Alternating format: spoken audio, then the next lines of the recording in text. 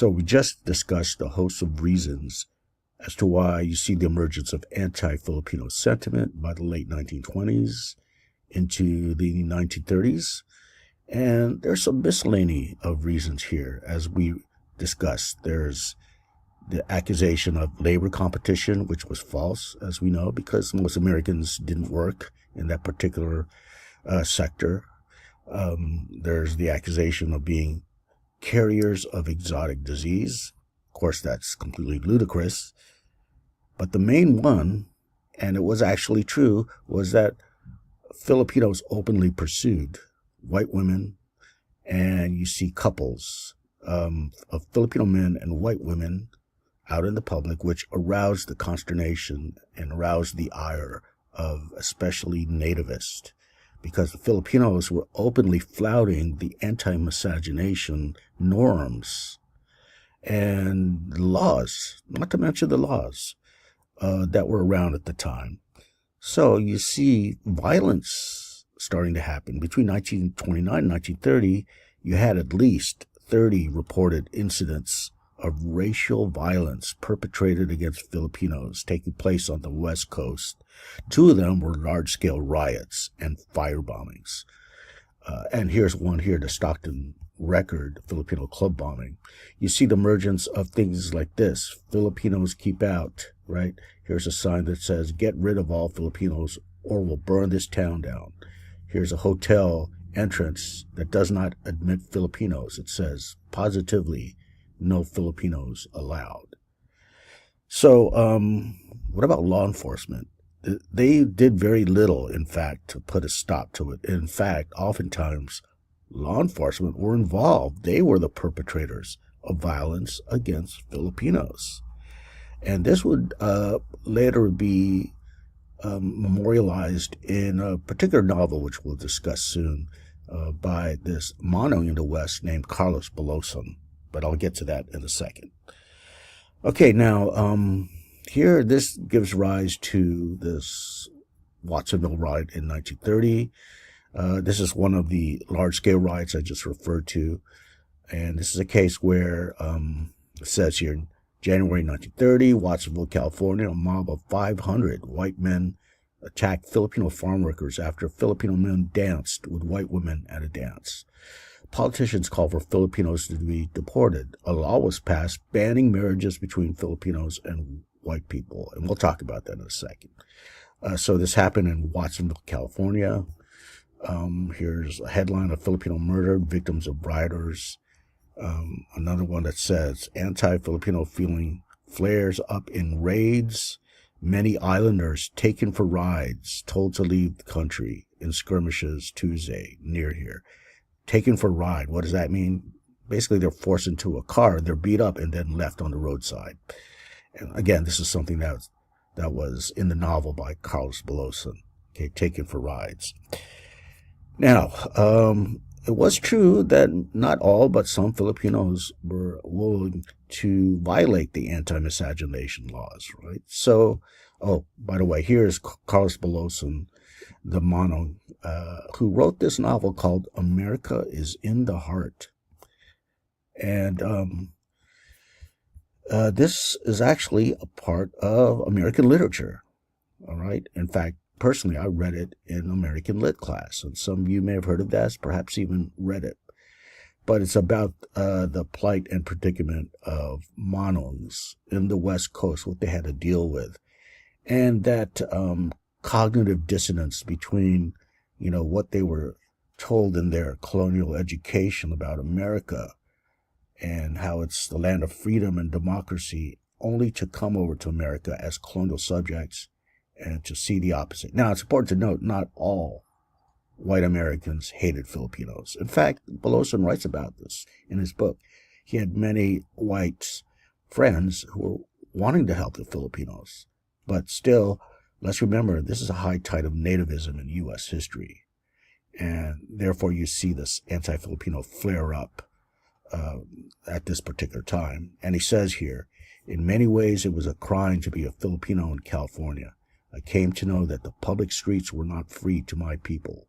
We were stopped each time these vigilant patrolmen saw us driving a car. We were suspect each time we were seen with a white woman, and perhaps it was this narrowing of life into an island, into a filthy segment of American society that had driven Filipinos inward. Please, God, don't change me in America, I said. So you see the change here, right, that's happening to him. He had no idea that America was going to be filthy, right, a filthy segment of American society. But he finds himself in that filthy segment. And again, it talks about the disillusion and disenchantment of many of the Manongs once they arrived here. Now, here's a case where one guy, Salvador Roldan, and his fiancée, her name was Marjorie Rogers, and they intended to marry, but they realized that California has anti-miscegenation laws. So what did they do? Rather than go to a state like New Mexico, where they didn't have anti-miscegenation laws, Salvador and Marjorie decide to contest, to fight the anti-miscegenation laws as unconstitutional. And indeed, it reaches, that is the court case of Roldan versus Los Angeles County, it reaches this California Supreme Court. And the California Supreme Court argues that Roldan is indeed, his argument is indeed valid. Okay, so how does this happen, by the way? How was Roldan able to convince the justices in, again, the California Supreme Court that his argument was indeed a valid one? Well, it came down to what was it's called today scientific racism, right? But back then, there's this science of race happening. And just like any scientific endeavor, you try to understand natural phenomenon in the world, or whether it's, living organisms or chemistry, right? Or molecules, right? Depending on what level. But also scientists were trying to understand race. Now we know that race is a social construction, but nonetheless, scientists were attempting to understand and classify race. And one way they classified race, and this occurred actually earlier, but it still had currency here in the 1920s, 1930s during this court case. And anyway, one way they did it was to classify races according to three types here. And the three types were this: Caucasian, Mongolian, and Negro, or sometimes the term Ethiopian would be used, which is synonymous to Negro. Okay? Mongolian, Ethiopian, Caucasian. And you can imagine what it applied to. Caucasian, we still use that word today, refers to white skin. Negroes, of course, not used today in racial discourse, but that refers to black skin. Mongolians used to refer to persons of Asian descent. Now, Salvador, in his contestation of anti-miscegenation laws, argued this, that California, their anti-miscegenation laws were based on this three classifications: Negroes, Mongolians, and Caucasians. However, Filipinos, it's been ascertained by more recent anthropology back then, back in Salvador Roldan's time, right, that it was proven that Filipinos actually should be classified as Malay, not Mongolian. But California had no recognition of Malay in its anti-miscegenation laws. It just said that Caucasians cannot be in relationship with Negroes and Mongolians. No mention of Malay. Salvador Roldan appealed to the more contemporary theories about race in claiming he's Malay and therefore he's exempt from the anti-miscegenation laws. Now, the Supreme Court, hearing this, agreed. There was no mention of Malay in the anti-miscegenation laws of California. So they did grant Roldan and Marjorie Rogers the permission to marry. So here we see an interesting case where, as I mentioned, Filipinos were, by virtue of their colonial education, were inclined to seek justice. This is what they were taught by their American school teachers, to fight against injustice. So this is what they're doing here. And in case you didn't know, miscegenation laws within various states would be around until the 1960s.